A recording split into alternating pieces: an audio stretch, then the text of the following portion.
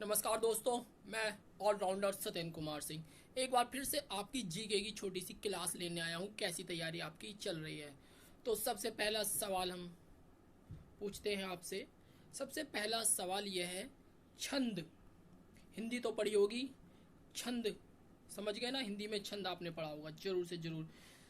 इसकी उस उत्पत्ति किस शब्द से हुई है? मतलब छंद को किस शब्द से लिया गया है, जिसका मतलब है खुश रहना? बताइए। अगर आप बता सकते तो ठीक है, नहीं तो इसको कमेंट्स में ज़रूर लिख दीजिएगा अगर आप बता पा रहे हो इसका उत्तर, ताकि मुझे तो ये भी तो लगे कमेंट्स में कुछ आ रहा है कि नहीं आ रहा है। आपको बताना है छंद शब्द की उत्पत्ति किससे हुई है। चलिए मैं बताता हूँ आपको। छंद की उत्पत्ति चद, च और दे, चंद सबसे हुई है, चद सबसे हुई है। मतलब अगर आप चंद लिखते हैं तो उसकी बिंदी हटा दीजिए, तो उसके बाद जो अक्षर रह जाता है च दे चद, उससे ली गई है। राइट्स, चद अक्षर से ली गई है। चलिए अगला सवाल। आपको बताना है सत्यार्थ प्रकाश किसकी रचना है? सत्यार्थ प्रकाश। राइट्स, बिल्कुल सही जवाब, स्वामी दयानंद सरस्वती। कुछ हमें भी है आपकी माइंड का तजुर्बा कि आप क्या बता देंगे। सत्यार्थ प्रकाश, स्वामी दयानंद सरस्वती। अगला बताइए, मेरी 51 कविताएं। मेरी 51 कविताएं। ओके, अटल बिहारी वाजपेयी, बिल्कुल सही। You are a really intelligent boy. अच्छा ये बताइए, गबन और गोदान किसकी है? Munshi Premchand. Wow, you are really a good boy. यार काफी अच्छा जानते हो दोस्तों आप लोग। चलिए अगला बताइए, एशियन ड्रामा किसकी है? Asian drama. ओ, ये बताना मुश्किल है। चलिए, कुछ ने जवाब दिया है, कुछ ने जवाब दिया है, तो कमेंट्स में लिखिए आपने जो जवाब दिया है, या सही गलत के लिए तैयार हो जाइए। एशियन ड्रामा है गुन्नार मिडल की। किसकी है? Gunnar Myrdal, Asian drama. Rights. अच्छा आपने दोहा पढ़ा है ना? छंद की अभी बात हुई थी, छंद की, तो आपको बताना है दोहा, अबाउट दोहा। ठीक है, तो दोहा में कितनी कितनी मात्राएं होती है पहले और तीसरे चरण में, और फिर उसके बाद दूसरा और चौथा चरण होता है, तो कितनी कितनी मात्राएं होती हैं पहले और तीसरे चरण में? क्या आपको मालूम है? आपको नहीं मालूम है? ओ कर रहे होंगे कुछ लोग। कोई बात नहीं, मैं जवाब देने के लिए तैयार हूँ। जब तक जो सोच रहे हैं जरा वो सोच ले, क्योंकि सोचने के लिए भी तो समय चाहिए होता है ना।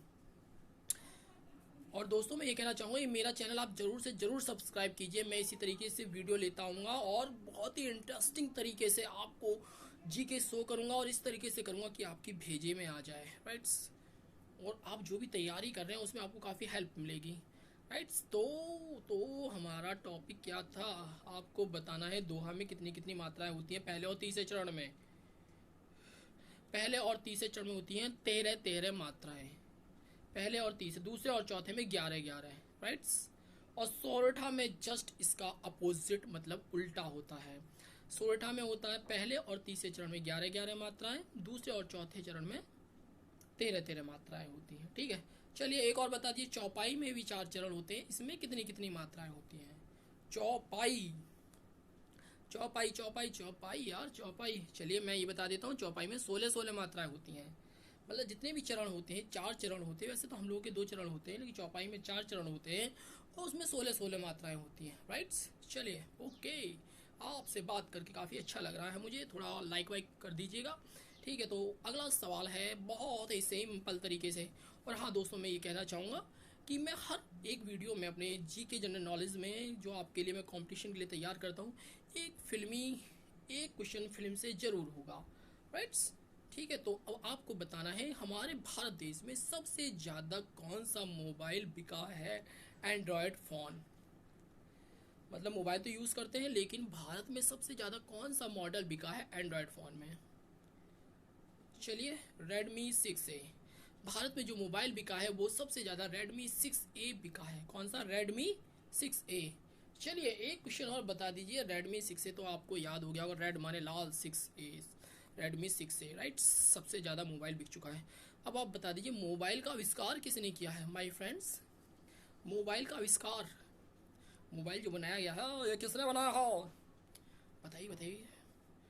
ओहो, कुछ याद आ रहा है? चलिए हम बता देते हैं, याद ना करिए अगर नहीं बता पा रहे हो। जिन्होंने बता दिया हो उनको जय हिंद। Martin Cooper. जी, मतलब मार्टिन कूपर ने मोबाइल का निर्माण किया था। मार्टिन कूपर, मार्टिन कूपर ने मोबाइल का निर्माण किया था। राइट्स, जैसे हम रिचार्ज करते हैं ना कूपन बोलते हैं, तो बस कूपन याद रखिएगा। अगर कहीं 4 ऑप्शन रहे ना तो कूपर आ जाए तो समझ लेना हाँ कूपन से रिलेटेड है, तुरंत है। मार्टिन कूपर, जिन्होंने मोबाइल का आविष्कार किया था।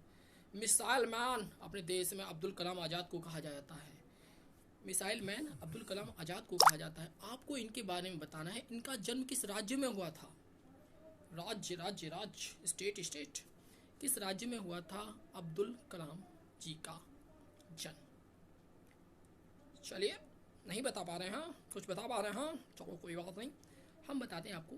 तमिलनाडु में हुआ था। अब्दुल कलाम आज़ाद जी का जन्म तमिलनाडु में हुआ था। एक सवाल और, चाहते ओह अभी फिल्मी वाला भी पूछना है, याद रखिएगा। आपको बताना है पश्चिम बंगाल में लोकसभा की कितनी सीटें हैं। लोकसभा की कितनी सीटें हैं। पश्चिम बंगाल में लोकसभा की कितनी सीटें हैं। लग रहा है कुछ बाहर से भी आवाज आ रही। चलिए जल्दी से आप बताइए। हमारा था पश्चिम बंगाल में कितनी सीटें हैं लोकसभा की। लोकसभा की कितनी सीटें हैं पश्चिम बंगाल में। चलिए मैं बताना चाहता हूँ 42 सीटें। कितनी सीटें हैं? 42 सीटें। राइट्स, चलिए कुछ तो आपके अंदर आया। अब मेरा लास्ट फिल्मी डायलॉग। तारीख पे तारीख मिलती रही माय लॉर्ड, लेकिन इंसाफ नहीं मिलता। तारीख पे तारीख मिलती रही लेकिन इंसाफ नहीं मिलता माय लॉर्ड। आपको माय लॉर्ड, मेरे डियर फ्रेंड्स वगैरह वगैरह, आपको ये बताना है ये डायलॉग किस फिल्म का है। इस फिल्म का है।